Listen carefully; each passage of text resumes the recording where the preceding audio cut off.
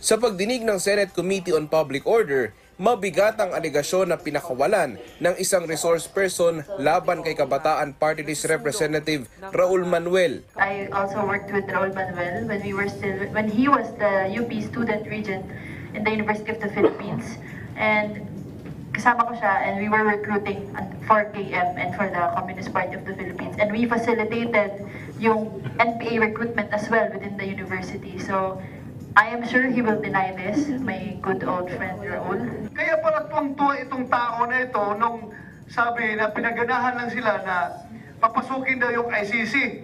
Tuwang-tuwa itong tao na ito. Talagang tuwang-tuwa siya na imbestigahan ako ng ICC. Tingnan natin ngayon, ikaw ang imbestigahan ko. Ikaw ang imbestigahan ko. I will do all my parliamentary powers to pin you down. Ang alegasyon na ito at tirada ni Senator Bato de la Rosa laban kay Manuel hindi nagustuhan ng Kabataan Party List. Tinawag nilang sirang plaka at walang katotohanan ang mga paratang. Pag-aaksaya lang daw ito ng rekurso ng Senado. Hindi rin daw dapat gamitin ng isang opisyal ang kanyang posisyon para umalpas at atakihin ang mga kabataan.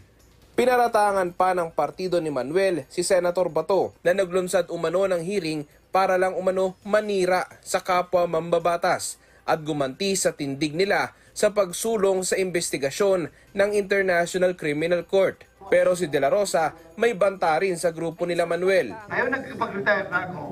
Dito na hindi na ako ngayon makipaglaban sa inyo sa armed struggle. Dito ko kayo lalabanan sa inyong parliamentary struggle na sinasabi ninyo. Legal sa legal. Tingnan natin. Ipinagkibit balikat din ni De La Rosa ang usapin ng parliamentary courtesy, gayong pareha silang mambabatas ni Manuel. Kaya nga sinasabi ko, my love for this country goes above and beyond parliamentary courtesy. Mas lamang doon ang aking pagmamahal sa aking bansa.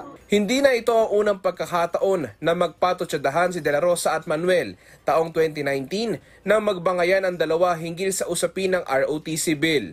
Daniel Manalastas para sa Morning Show ng Bayan, Rise and Shine Pilipinas.